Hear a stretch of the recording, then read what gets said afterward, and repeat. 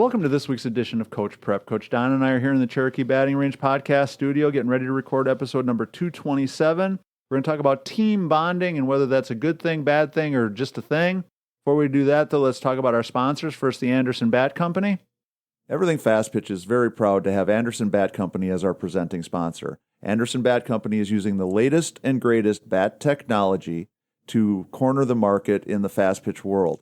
They have the -9 Rocket Tech, the -10 Carbon, and the -11 Carbon Light. Anderson Bat Company is using this technology to put a high-performing bat in the hands of hitters that really know the difference between a good bat and a great bat. We're also working with Anderson to provide a discount for all of our listeners. Go to the Anderson Bat Company website and order your bats. Use the EFP20 discount, which is for everything fast pitch, and you'll get a 20% discount. And as always, folks, take advantage of that EFP20 discount. Anderson's product is awesome, and it's a great way for you to save on an already very affordable thing. It's going to help to support the podcast at the same time. Also, if you're in a position where you can help us, we would love you to become a patron. Go to patreon.com/everythingfastpitch. We're talking $5, $10, or $20 a month. I want to say thank you very much to the patrons we currently have on board. Y'all are rock stars. You keep the wheels spinning. We certainly do appreciate all the support that we've gotten. We would love to add some more people to the list. And we've been talking on the Everything Fast Pitch podcast, so we've got some things in the works, some more giveaways and things that we're going to be doing for patrons. I have a new company that's going to be hopefully coming on board here in the very near future as a sponsor, and they're going to be giving us some stuff to give away at the same time. We just want to make sure that if you can help us, please become a patron. Go to patreon.com/everythingfastpitch. So, Don, one of the things I hear about all the time, one of the things that I've done at different times and in different ways with different teams is team bonding type activities. It's one of those things now that's almost become kind of a must-have in anybody's sales pitch to potential players, right? That if you come join our team, we're going to help you get recruited. We're going to play in all the right showcases. We're going to get all the college coaches to come watch you play. And we're going to do all these other kinds of team bonding type activities that are going to make this feel like one big happy family. No, I think I absolutely love that whole idea. I think that's even more important now than it was in the past. When you and I grew up, we were already buddies with the guys that we were playing with. We went to school with them. They lived down the street. We went to practice together. We rode our bikes together to get to practice. We knew about them. We knew their backstory. We knew about their family, their brothers and sisters. But now, a lot of times we're surrounded with people that we're really unfamiliar with. Right. And to really have that strength as a group, I think that the team bonding things can be a huge part of that glue. We hear about people, having weekend parties when they're not playing, or birthday parties for players on the team, or doing project adventure things where we're going through obstacle courses escape together, rooms, and all that exciting stuff to kind of bring us together and to learn a little bit of the backstory on who our teammates really are, because they drive from an hour away to meet us on the weekends to play, and we get to see them at practice, but we're just doing practice stuff. Right. So this is a really big chance for us to kind of grow together as a group, and even for the parents and for the coaches as well, to learn more about these kids, because they know what they can do athletically, but some of them are great piano players, some of them can play the guitar, or whatever it might be, and that's kind of fun to get to know someone enough so that when it does get down to crunch time, that we're really pulling for them, and we're excited for our successes individually and collectively. So I think those team bonding things are awesome. I've heard some really good ideas. It could be as simple as a pizza party, so we can watch a college game on TV and talk about the cool things that we see that are happening. Right. And we can, it might be a rainy weekend that's coming up, and, we had planned to have a big mega practice, but with the rain or with the cold or snow for some, we're going to have to kind of revert to a sleepover where we can do some chalk talk and talk about defensive strategies or things, some of our specialty plays or things like that, or the mental game with Paige. We can share that stuff together. But I think that the team bonding thing is a big part of what today's sports groups need. Right. Well, to me, the idea of team bonding is crucial.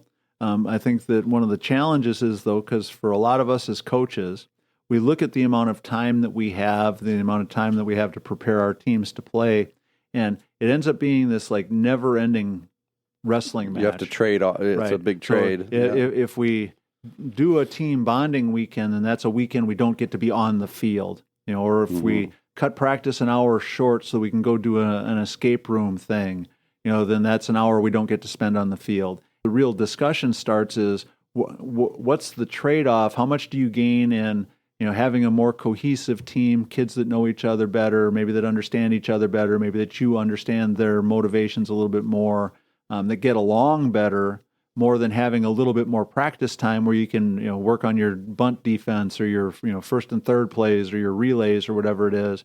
The balancing act, I think, is an important one. I've always been blessed for the majority of my career to be in a setting where we practiced enough that the idea of giving a little bit of that time up for team bonding didn't seem like a big deal. Sure. But then being in the travel ball world where sometimes you might have one practice a month.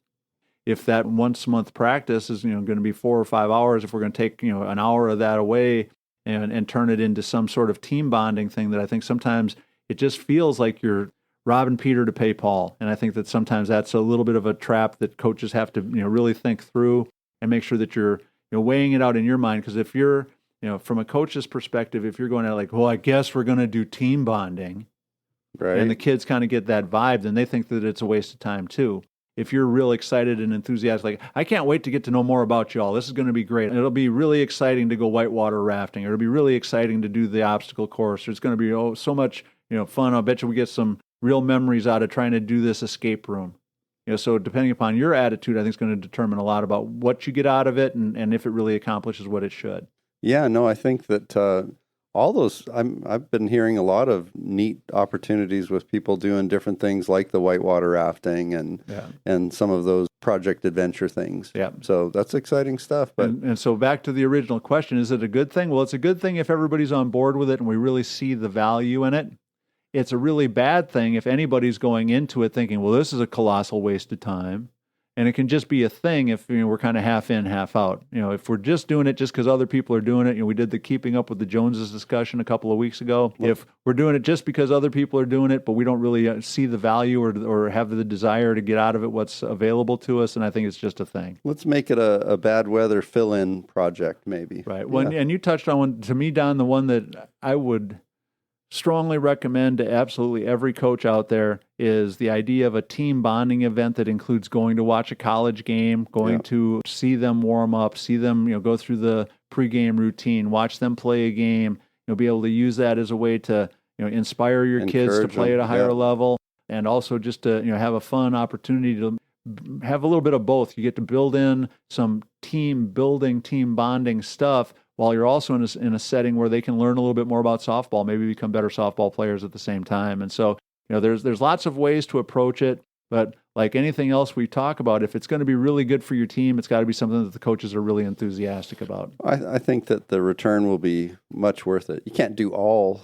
team bonding stuff, right? Right, yeah. But the practice piece has to balance with it, just like you said, and but I think we can all figure out how to make sense of a little bit of that. Right. And sometimes it can be, just, short little things that you can incorporate into practice too, that just kind of take you on that get to know each other better track. We take a break in the middle and talk about something other than softball. Right. Yep. So, all right. So that's going to wrap up number 227. Please make sure you support the podcast by going to patreon.com/everythingfastpitch. Also support Anderson Bat.